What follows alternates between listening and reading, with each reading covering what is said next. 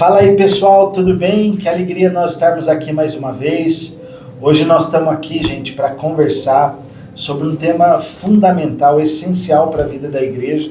E eu tenho aqui meus irmãos queridos para conversar com a gente, pastor Daniel, pastor Carlos, Sérgio, nosso evangelista aqui na igreja.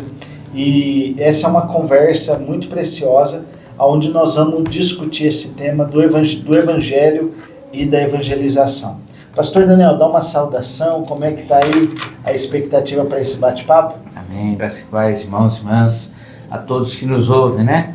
Estamos com muita expectativa de poder falar sobre evangelismo, algo que está no nosso sangue, no nosso coração. Não é mesmo, pastor? Amém.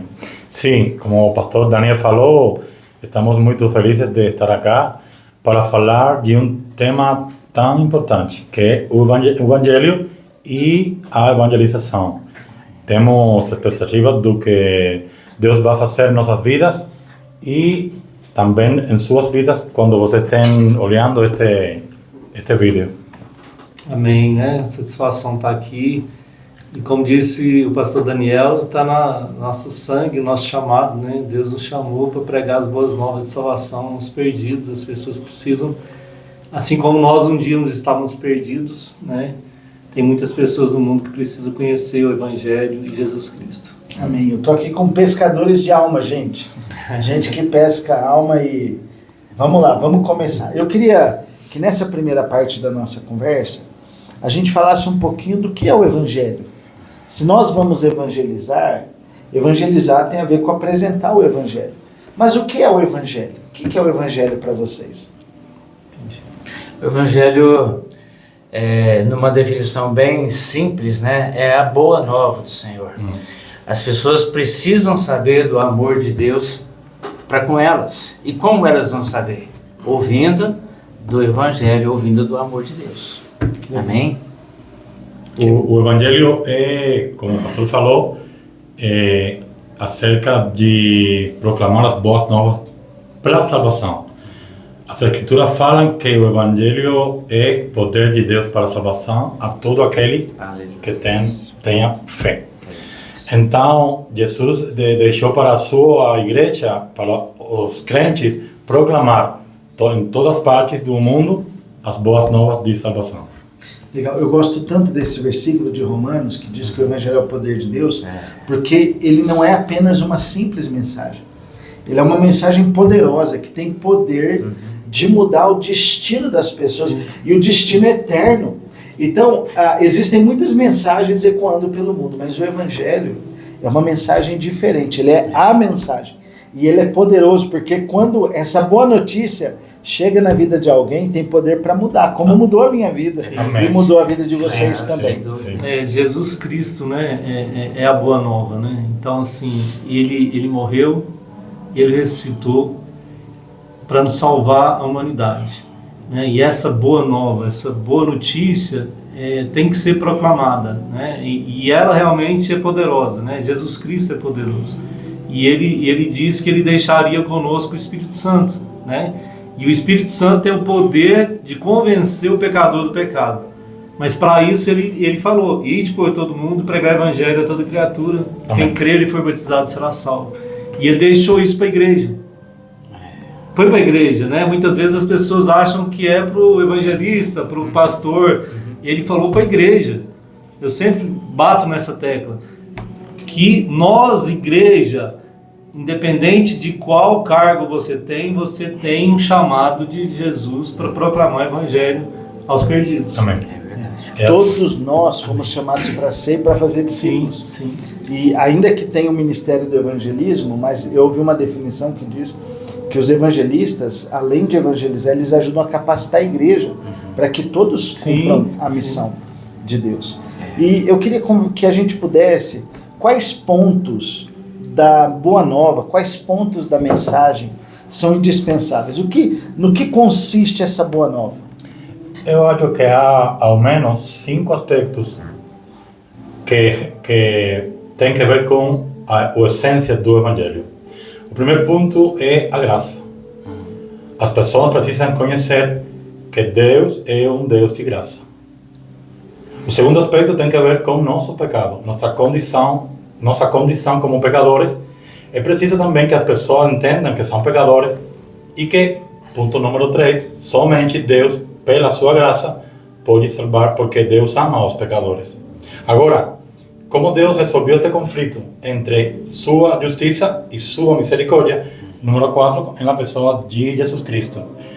Deus enviou a seu Filho a morrer por nossos pecados. E unicamente pela fé, último aspecto, o pecador pode receber o dom da vida eterna. Então, graça, homem, nossos pecados, Deus, Cristo, fé, são um resumo do Evangelho. Legal. E creio que para isso ele precisa de arrepender, né? Ele precisa se reconhecer que ele é um pecador, né? Jesus, ele deixou todo esse aspecto que o pastor Carlos falou muito bem. O que ele pede do pecador é simplesmente arrependimento e aceitar Jesus como Senhor e Salvador. Então o Evangelho, aceitar Jesus é simples, sim, mas custou um alto preço, né? Que foi Jesus na cruz. E apesar de ser simples, muitas pessoas não aceitam o Evangelho. Por quê? Por causa do orgulho. Ela não aceita reconhecer que ela é pecadora. Ela acha que ela é boa, né? E nós não somos bons. Nós precisamos da graça, como o pastor falou. Nós precisamos da graça de salvação que Jesus fez por nós na cruz do Calvário. Amém. E o bom de tudo, né? É lembrar que Deus, ele tem poder para fazer num triscar de dedos, fazer todas as coisas acontecerem. Mas Deus, ele deseja que nós participemos desse processo. Não é verdade? Isso é maravilhoso, a gente poder participar, falar da palavra. O que é falar da palavra? É falar a experiência própria. Sim. Que Deus dá para com cada um de nós e podermos mostrar esse amor para as pessoas. Isso é maravilhoso, né, gente? Sim. Eu acho que basicamente a gente percebe que o Evangelho consiste na revelação de um Deus amoroso, gracioso, misericordioso, mas ao mesmo tempo justo. Sim, é verdade. E a mensagem do Evangelho, ela também envolve a situação do ser humano caído, carente de Deus, totalmente desviado do seu propósito, e um Deus que não abandona esse homem. Alguém disse que existe um buraco dentro de cada um de nós do tamanho de Deus, que só Deus pode completar, só Deus pode preencher. Verdade. E isso tem a ver com o Evangelho. Né? E Jesus veio para fazer isso. E hoje em dia eu acho um ponto interessante, né, a gente falar, né, Jesus é amor, graça, né, misericórdia, e se prega muito graça hoje em dia, né, somente a graça, né? Jesus é um Deus gracioso, amoroso, e se prega pouco você realmente mudar de direção, conversão, arrependimento, né? Porque nós somos pecadores. Esse ponto eu acho bom frisar, porque se prega muito graça, salvação, amor nos dias de hoje, e pouco arrependimento, pouco, que é uma parte do Evangelho importante para você ser salvo, reconhecimento que você é pecador. Então, assim, nós precisamos nos arrepender para aceitar Jesus. Sim, estou de acordo com o que o irmão Sérgio está falando. E Jesus falou muitas vezes acerca do inferno. E atualmente a mensagem da igreja não fala do inferno. E temos que falar do inferno porque o inferno é o destino final para aqueles que não têm a salvação. E se nós, como igreja, amamos aos pecadores, temos que falar acerca desse perigo eterno, a separação eterna, porque o pagamento do pecado é a morte eterna. E por amor a Deus, por amor a Jesus Cristo, que morreu por nós, e por amor aos pecadores, temos que falar não somente acerca da graça, amor, misericórdia, mas também da ira, da justiça e a perdição eterna também. Sim. Porque a perdição eterna forma parte do Evangelho também. Deus não quer que os pecadores cheguem até a perdição eterna, mas por isso temos que falar acerca disso também. Sim, sim. A graça, alguém falou, eu acho que a graça tem sido pregada de uma forma errada hoje, porque a graça não é uma autorização para a pessoa pecar. A graça é uma capacitação para ela vencer o pecado. Sim. O Luciano Subirá escreveu um livro e defende essa tese, né, que eu também concordo. Então, a graça se torna irresponsável. Não é a graça verdadeira, porque a graça, quem passa pela experiência da graça, a graça é a experiência da segunda chance, né? E só quem sabe o perigo de ser condenado valoriza isso. Então tem muita gente que tem ouvido a respeito da graça de uma forma errada.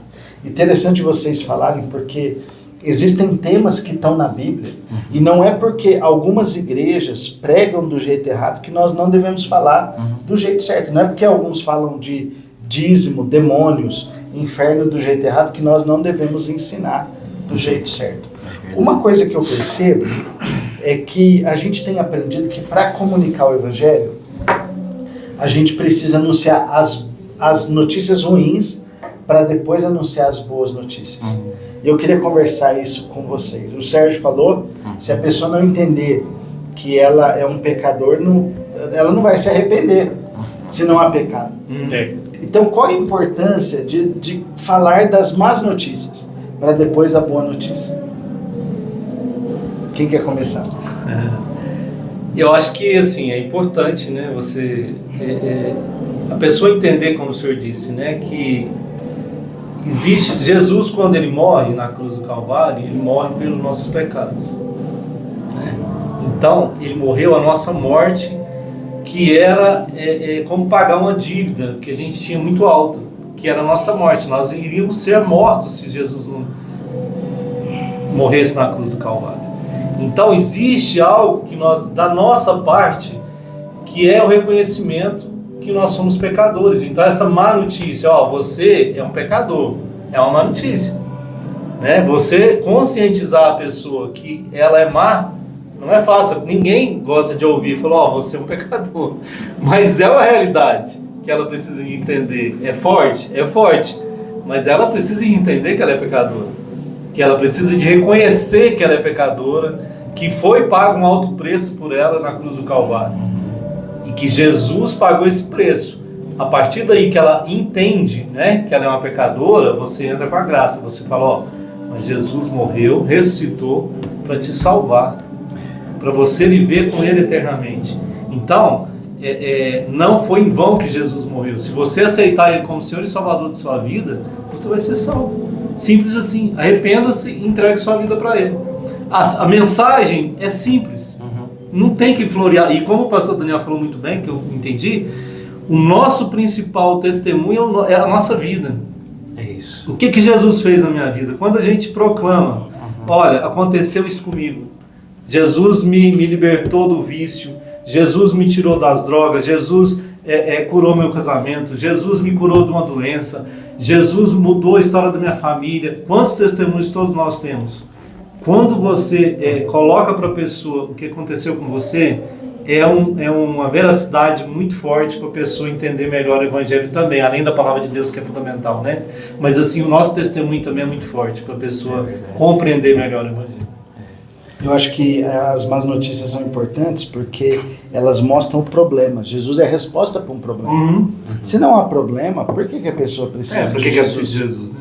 Então, as más notícias mostram a gravidade do pecado e a importância do Senhor Jesus. E um fator importante nesse assunto aí, quando a gente fala que Jesus morreu na cruz do Calvário, muitas das vezes essa frase, a gente não vive o sofrimento que Jesus teve, né? E o melhor de tudo é saber que Jesus, ele não foi morto por alguém, ele se entregou a vida dele. Então o pecador, sabendo que ele não tem como pagar a sua própria dívida, ele tem que lembrar, ele tem que saber que Jesus já pagou a sua dívida. É importante a gente lembrar isso também, né? Eu quero, para responder essa pergunta, ler as palavras de Jesus.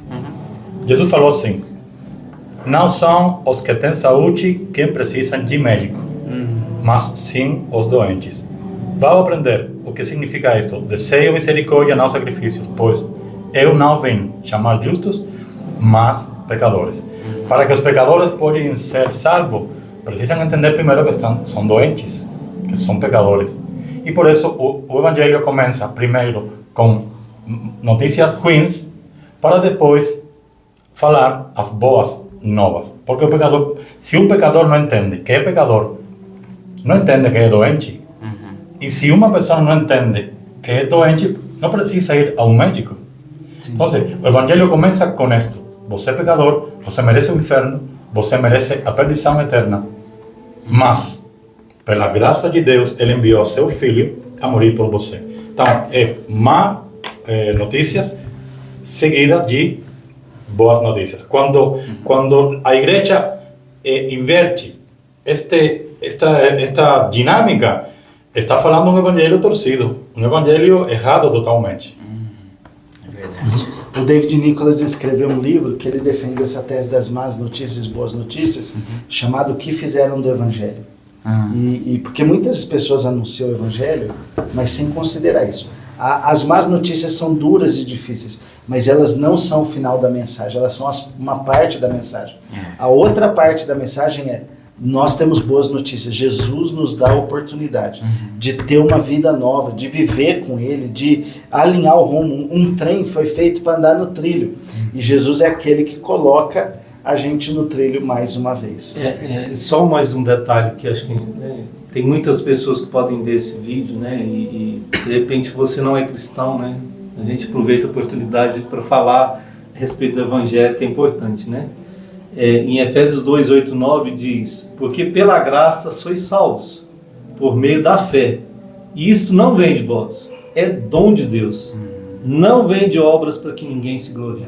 Então, você pode fazer qualquer coisa para Jesus. Você pode fazer qualquer obra maravilhosa. Isso não vai te salvar. Isso é importante, porque muita gente no mundo de hoje faz muita obra pensando que vai ser salvo por obras. É pela fé. Né? Pela fé em Jesus Cristo, por crer, você acreditar que Jesus morreu por você, você sendo pecador, que traz a salvação, não vem por obras. Amém. É verdade. E pessoal, vamos conversar um pouquinho sobre como anunciar o Evangelho, essa mensagem poderosa que tem transformado vidas, né? Ao longo de toda a humanidade, em todos os cantos da terra, existem pessoas que têm uma fome espiritual e o Evangelho é a resposta. O Oswald Smith escreve um livro, se eu não me engano, O Clamor do Mundo, ou O Clamor dos Povos, né? Onde ele fala: imagine que o mundo tivesse uma pandemia e você tivesse lá na sua casa uma planta que seria cura. O que você faria? Você compartilharia isso. Nós temos a cura dos povos, que é o Evangelho. E nós não podemos nos esconder, né? Uma pergunta para vocês, eu queria saber onde as igrejas, as pessoas mais acertam no processo de evangelização e onde elas mais erram. Eu acho que quando a igreja acredita que o evangelho é um programa mais da igreja, isso é errado. O evangelho e o evangelismo não podem ser algo mais na igreja. Não pode ser só um ministério, um departamento, é todo mundo envolvido nisso. Porque quando Jesus falou e enviou aos crentes a compartilhar o evangelho, Ele não categorizou os crentes. Ele falou para todo mundo, todos os crentes. Em segundo lugar, a igreja também comete erra nesse sentido quando deixa de ser intencional na evangelização. A evangelização tem que ser intencional, sempre. Sempre tem que ser uma prioridade no crente. Se isso não acontece, o evangelho e o evangelismo vai ficando em terceiro, quarto, quinto, sexto lugar, até que a igreja nunca evangeliza. Por quê? Porque não entende a importância. E, número 3, eu vou terminar com isto, é errado acreditar que os crentes vão vir a nossas reuniões. Jesus nunca falou... Que os não crentes, né? Perdão, os descrentes, sim. Os descrentes não vão vir sozinhos a nossas igrejas. Convidar os descrentes a nossas reuniões, eu não acho que seja pecado, mas isso não é evangelismo. Evangelismo é quando a igreja sai do templo, das suas casas, para ir a buscar os pecadores na rua, as casas, etc. Então precisamos ter em conta essas 3 coisas. E também, né, não é, como disse o pastor Carlos, somente um programa da igreja. Nós vamos à rua fazer evangelismo. Ok, mas é muito além disso, né? Nós, por exemplo, com o nosso ministério, a gente faz evangelismo, mas a gente está hoje discipulando, que é um programa da Igreja Metodista hoje, discipulado, importantíssimo, né? Através das células, fundamental para firmar essa pessoa em Jesus Cristo. Porque a pessoa recebe a boa nova. Eu aceitei Jesus. Mas ela não foi discipulada, ela não foi firmada nos caminhos do Senhor. Quando eu me converti, foi essencial o discipulado para mim, que é como um alicerce. Eu falei isso na Missão Vida essa semana. É um alicerce espiritual para você aguentar as dificuldades do mundo. Então, você leva a pessoa a Cristo, mas você tem que acompanhar essa pessoa depois. Você tem que levar ela ao amadurecimento. É como um pai cuida de uma criança. Né? Então, não é somente apresentar as boas novas. Né? Então, você tem que cuidar como cuidar de um filho, até que ele consiga andar sozinho. Legal. E a omissão da igreja hoje em dia tem sim causado um prejuízo enorme para a sociedade, né? A palavra do Senhor nos diz que se nós cristãos que conhecemos a palavra, que a gente lê, a gente ora, a gente está sempre nos cultos, se nós não falarmos essa palavra, se nós não evangelizarmos, o Senhor vai levantar alguém para fazer, porque não vai ficar sem fazer. Não é verdade? Então que nós estejamos ali de bom grado, de bom coração, sem nenhum tipo de pressão, mas que a gente esteja ali de coração para falar do amor de Deus para as pessoas. Amém. Isso faz a diferença, não faz? Sim, com certeza. Eu acho que algumas áreas também que igrejas falham, e isso fica como um alerta para todos nós, né? Além, eu acho que muito importante que o evangelismo não seja só um evento, seja um processo. A pessoa precisa passar por um processo. Estilo de vida. Estilo de vida, não pode só ser um departamento. Mas eu também, gente, eu percebo assim, as pessoas precisam entender que elas são discípulos e discípulas para evangelizar fora da igreja, no trabalho, na família, Sim. na escola. E eu vejo, eu acho que muitas igrejas querem fazer eventos evangelísticos, que são bons, mas o Haggai soltou uma pesquisa alguns anos atrás, onde ele dizia que a maioria das pessoas vem a Jesus através de um relacionamento pessoal. Não vem por um evento, não vem por uma grande cruzada. Isso ajuda, mas nós temos que falar de Jesus para aqueles relacionamentos mais perto da gente. Né? Eu tive uma experiência de alcançar uma pessoa para Jesus, e ali onde ela trabalhava, em um ano ela alcançou mais 5 pessoas para Jesus ali. E levou para a igreja, levou para o discipulado. Isso marcou minha vida. Então, às vezes a gente quer fazer eventos que gasta tempo, energia, dinheiro, e é mais simples do que a gente imagina. Os amigos, né? Os amigos, existe pesquisa, se você fizer um levantamento, já fizeram na igreja, quantos aqui vieram através da amizade? A maioria da igreja. A amizade, você ganhar a pessoa pela amizade, Sim. É o principal caminho. É verdade. A Fundação Billy Graham fez pesquisagem há como 10, 15 anos atrás e determinou que o 95% dos cristãos nunca ganharam uma alma para Cristo. Isso é muito grave. Então, o que está fazendo a igreja com relação ao evangelismo? Muitos programas que são bons também. A igreja, eu acho que está muito entretenida em outras coisas que são boas, mas não tem que ver com a eternidade. Se a igreja não sai para a rua a ganhar as almas para Cristo, ninguém vai fazer isso. Só a igreja tem essa autoridade. E eu acho que algumas igrejas têm que fazer uma mudança radical, porque suas estruturas, seus programas não têm foco evangelístico. E se não tem foco evangelístico, não deve ser proposta da igreja. Isso só ocupa o tempo das pessoas. Então tudo que a gente faz, se é um chá, se é um culto, se é um encontro de casais, tem que ter abertura para novas pessoas conhecerem Jesus. De acordo. Senão a gente só está ocupando o tempo. E isso, gente, tem sido uma cilada na vida de muitos pastores, muitas pessoas que estão ocupadas, mas não estão frutificando. E às vezes a sua ocupação, ela tenta usar isso como justificativa para a desobediência. Né? E na verdade, a gente deve fazer tudo para alcançar vidas para Jesus, que é o nosso propósito maior. Agora vamos falar de bons exemplos.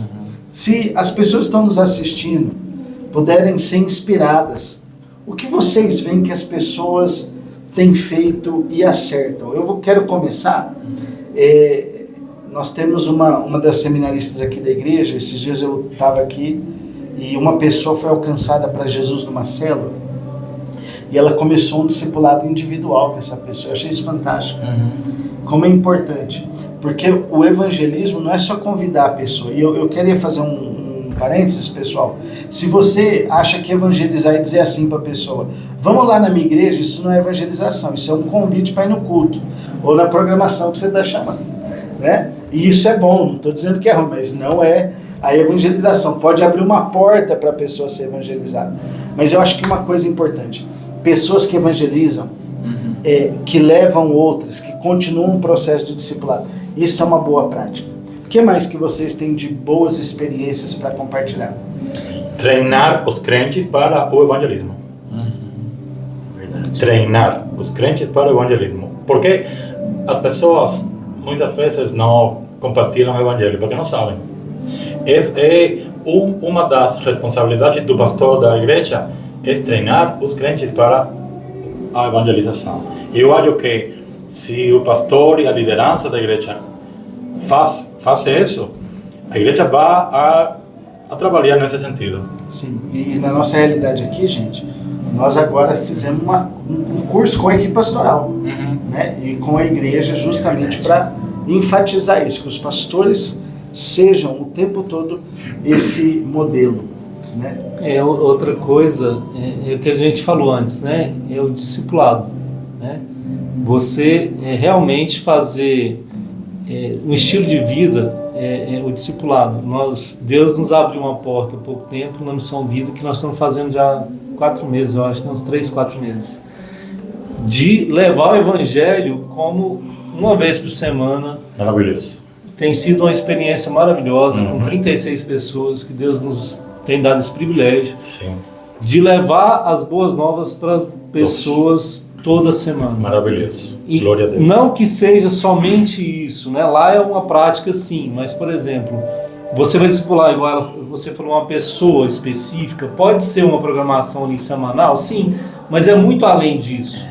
É um estilo de vida, de você acompanhar a pessoa no dia a dia. A pessoa tem tantos problemas, nós temos tantos problemas, e ela precisa de ajuda, ela precisa ser acompanhada, né? Quantas situações que eu já tive com pessoas que ela me ligava tarde da noite, está acontecendo isso comigo, Sérgio, me ajuda. Então, o discipulado, ele é um estilo de vida constante para você ajudar a outra pessoa a encontrar Jesus, né? Então, o discipulado, para mim, é fundamental. É importante, né? E eu concordo plenamente com o treinamento que o pastor Carlos se referiu, o discipulado que o evangelista Sérgio está colocando, são importantes. Mas eu quero acrescentar também algo que a gente vai construindo com o tempo, é a palavra, as experiências com o Senhor, o Espírito Santo de Deus, a dependência de Deus, né? Nesse processo. Sim. Por quê? Porque se você sente o coração queimando, falando, vai procurar as almas, a gente tem que resgatar o amor das almas. Amém. A partir do momento que a gente tem essa experiência com o Senhor, buscando Ele, aumentando a leitura da Sua palavra, aumentando em oração, indo nas vigílias da oração, para a gente ter uma experiência nova, isso vai ajudar bastante também, né? E para isso, né, nós temos que buscar compaixão. Se você não tiver, né, através dessa experiência que o pastor falou, de estar em comunhão com Jesus, de estar andando com Ele, através da palavra, da oração, você vai ter compaixão. Se você não tiver compaixão por vidas, você vai viver a vida como se fosse uma outra pessoa qualquer. Você vai olhar uma pessoa no mundo e vai ignorar ela. Você não vai ter compaixão, pensar assim, nossa, ele é um pecador, eu preciso de Jesus, eu preciso de falar de Jesus. Acho que a força motriz mesmo desse processo é a gente estar buscando experiências novas com o Senhor. Muito legal você falar isso, pastor Daniel, porque o evangelismo não é uma tarefa apenas, ele flui do nosso relacionamento com Deus. Exatamente. Quem é apaixonado por Jesus vai querer contar para outras pessoas. Como a mulher samaritana, como André quando teve. Então assim, será que o fato de muitas pessoas não evangelizarem é que talvez a experiência com Jesus está fria? Porque uma igreja, quando o Espírito veio sobre a igreja em Pentecoste, Eles invadiram as ruas de Jerusalém, começaram a... Então, o Espírito Santo é a força que leva a igreja a evangelizar, que nos espalha, né? Alguém diz que avivamento é fogo que espalha. Não é apenas juntar, mas que espalha para pegar as pessoas e evangelizar. Amém. Eu queria destacar duas coisas. Primeiro, o pastor Carlos falou da importância de treinar a igreja. E eu estive na Colômbia mês passado e alguém disse o seguinte: às vezes nós copiamos a mensagem do evangelho, o conteúdo, mas não copiamos a metodologia de Jesus. Jesus não nos dá apenas uma mensagem, ele nos dá o método. E o método é ir até as pessoas. Ele estava nas casas, ele estava... Então, e eu quero linkar isso com o que eu quero trazer de boa experiência. Irmãos, vocês já pararam para pensar quantas pessoas transformam sua casa, sua empresa, numa agência do Reino de Deus?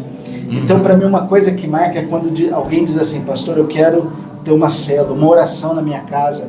Isso é muito poderoso. Verdade. Isso é muito poderoso, porque é a sala da casa, a área.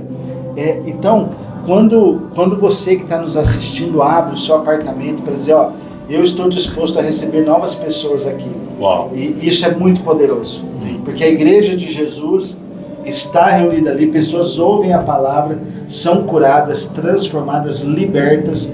E se você não teve a experiência ainda, eu quero desafiar você a abrir sua casa. Você que é empresário, abra a sua empresa, né? Abra o seu negócio para receber uma célula, uma oração. E ore e torça para que Deus salve muitas pessoas nisso. Convida todo mundo, porque Deus vai fazer uma grande obra.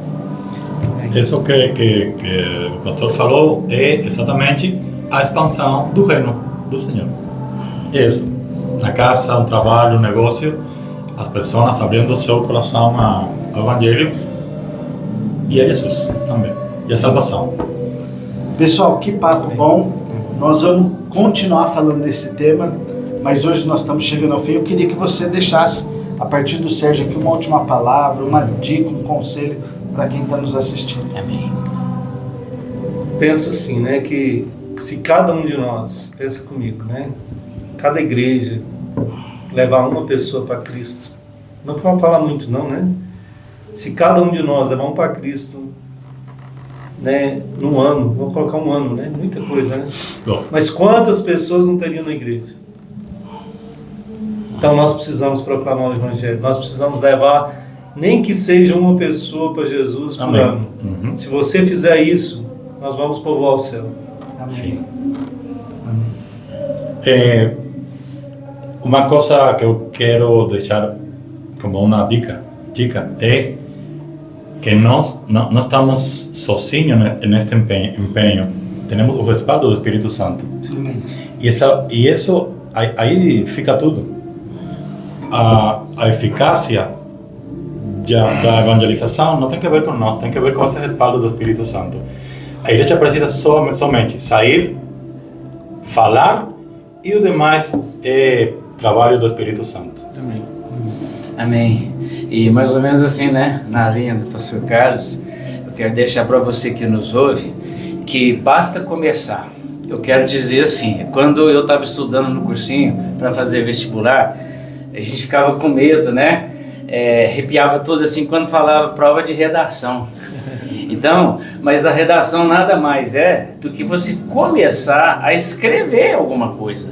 A sua redação não vai ficar pronta enquanto você não começar a fazer, né? Você não vai alcançar o coração do perdido, das pessoas que estão ao nosso redor, se nós não começarmos a falar do amor de Deus. Assim, dentro da nossa simplicidade, não precisa da gente ser um expert. A gente não pode decorar a Bíblia toda. E né? Vamos errar, né, pastor? Mas vamos errar. Mas o que eu quero deixar para você, que nos ouve aqui, é isso. Começa. A gente tem que começar. Porque o segundo passo é Deus honrando o nosso começo, que a gente começou. Amém? Amém.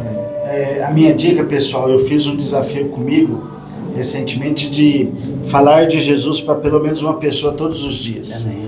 Né? E tem sido muito especial. Esse dia eu estava no mercado e alguém começou a brigar perto de mim. E no final ela falou assim: o senhor está muito calmo, o senhor é crente, né? A porta aberta. E foi uma porta aberta para falar de Jesus. Né? E às vezes com alguém no carro, com alguém no lugar. Então, assim, todo lugar é lugar e Deus está nos dando oportunidade, sabe? Verdade. Tem a oração de uma missionária que diz assim: Senhor, não me deixa de fora do que o Senhor está fazendo. Eu quero participar. Eu também. Quero participar do que o Senhor está fazendo. Glória a Deus, né? Amém. Glória a Deus. Queridos, muito obrigado pela sua atenção. Curte esse vídeo, compartilha e semana que vem tem mais. Deus abençoe. Amém.